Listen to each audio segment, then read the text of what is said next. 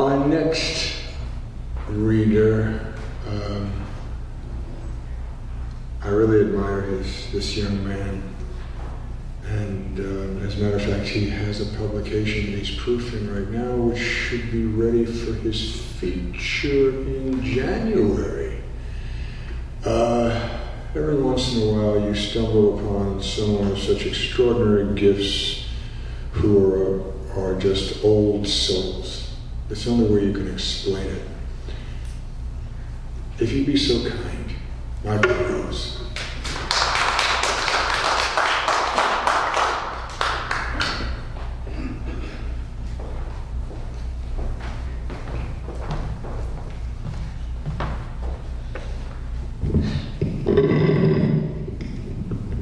Good evening.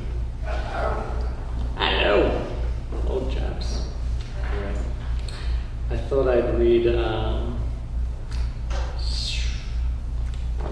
This is called Women of the Sea.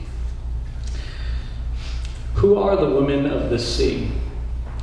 The women who foam beyond the shores of their fingertips and mouths, and whose hearts churn from side to side, even now before this laptop, in the simple and unextraordinary morning high of my morning coffee. Who are these women of the sea? Women of the morning sun, women whom I love with a pulsating ripple at the center of my earthly universe and star. I've read the manuscripts of the ocean, and I have bled behind coral reefs, which have orchestrated time and again the fall of the Persian empires of ships. And my love today, a poet, she writes in a delicate font that she is the hungry ocean, the sea that churned behind the ribs of moaning Shiva.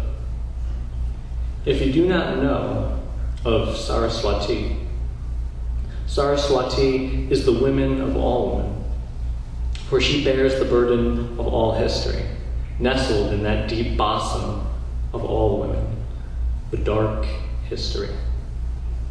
Half the world Saraswati dances across, pulls and loves into a craze before its cold destruction. She does this only to create it beside the bones of a most lost and ancient city. What city was once populated, and what integrity was so dark that it tried to kill child Saraswati, that it tried to throw her to the ground with all of Calypso? Would we believe the world tried to rape the divine Saraswati, goddess? I imagine all of her then lying on top of the ground, sand on her lips, bruises on her breasts, and a sob, an indefinite and harrowing and infinite sob. It was a hollow sob, the sob of the dance. For all Saraswati ever did was try to give the dance. This was her light-hearted gift, the gift she was given by the god before all time. Time, that infinite soliloquy called time. Dear Adam, you filth. Dear Eve, you pith. Did Eve, the first woman, tempt you, sir, to take an ancient bite, or did you take from her instead? Were you the first coiling snake? Was the garden once bright as the moon until your ribs yearned and your hands clenched with stirred loins? I do not know for certain, but I do remember well how you blamed it all on her. Where else, tell me, you who fails to listen to songs? Tell me, you who fails to learn from the nonsensicalness of historicity? Where else is the moon goddess but within the great sobs of Shiva then? Saraswati, my love, how I wish you would grow backwards and dance the world into sweet pieces, to break its continents without an anchor, nor a black hole which eats the astral moon like a slinking worm, and drinks cosmic light into her foaming chest. Saraswati, you child of my dreams, won't you be a child of the rhythmic sleep, the playful sand-dusted floor, and sweet light exchanged between the sun and the moon with at last no enmity. Woman of the sea, who are you? You who hold this world together. You who are, after all, its other half. Who are you but this child and my family?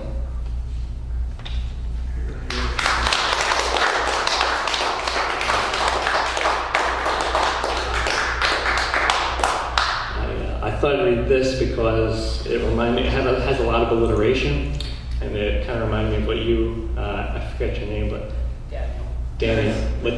Thank you, Daniel. What Daniel was reading was very played on the way words sound. There's some alliteration in this, that's nice. The Poet's Lamentation.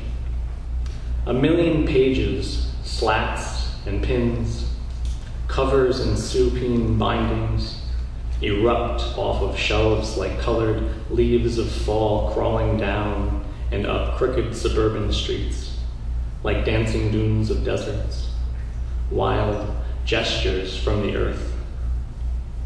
I stoop in poetic lamentation. I stoop, but dying insects slowly slink, go greet narrow pathways on quiet arches near square green gardens, keep beds, house ungrateful breaths inside untimely waxy graves. There, in my fuzzy orange mosses, they finally endure a good sleep and feel full. Moonbeams reach their hands into these shallow openings. A cafe emits jazz and pop rays inside. Meanwhile, the bugs gratefully breach the ugly trench line between time and literary turpentine. Birds lap lightly, lowly, holy, but I do not glow yet. Radiant rafters, sunlit, softly cast fading flight upon slow, folding river dreams. Asters float freely, glimpse the looming lips of winter. Birds lap lightly, lowly, holy glow. Golden sunlit rafters set, tiring birds fly, land, depart. Fly, land, depart, like flowers wilting inside a vase. The solace of the sun echoes fecund in humid wave-swept halls. Sodden star ladders lean between earth and moon, lean weightless in between the moons, grow hapless in between the earths. Slow I walk onto docks, disheveled, drunken, onto sleeping city streets, permeate the wall of false truth, nestling in the buzzing yellow light world. Aglow is the nighttime earth. For a day at least fast have I flown from faithfully naming the world. My mother makes foam on the beaches of my memory.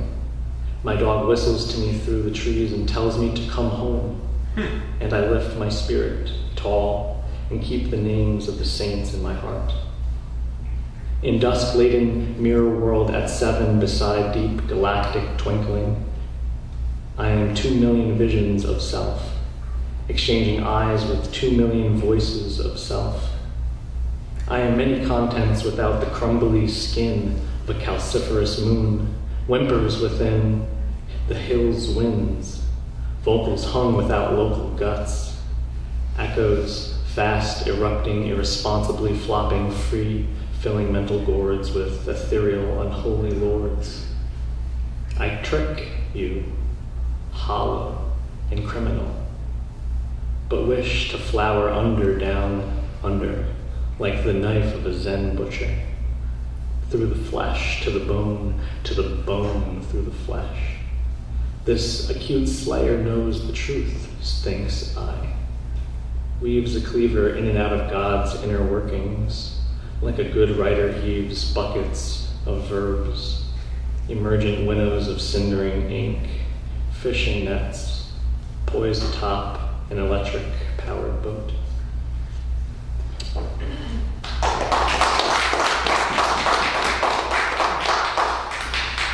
Okay, let's see. What to read.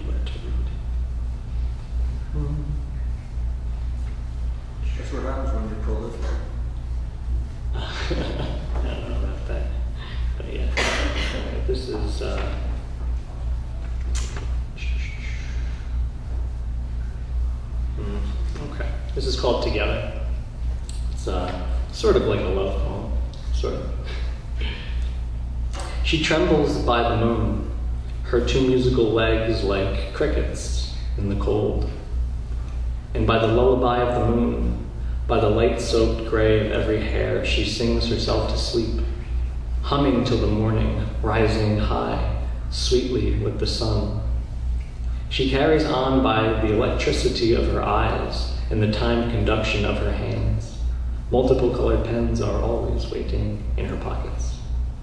She carries on atop the mountain tops' snows, scribing slowly the secret beauties of the cold, in Verdana, in her way. And sometimes she gazes off into pregnant valleys, into their fertile clouds, and she wishes she were there living, pressed like rivers between the histories of their peoples and the sun tendrils of their past.